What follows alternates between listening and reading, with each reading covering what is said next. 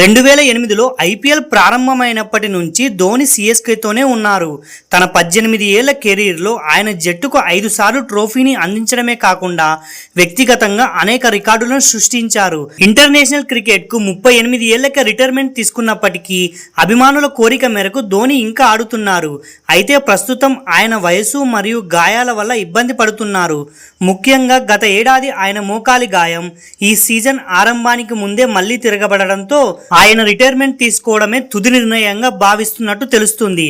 ధోని భవిష్యత్తుపై నిర్ణయాన్ని చెన్నై యాజమాన్యం ఆయన ఇష్టానికే వదిలేసింది.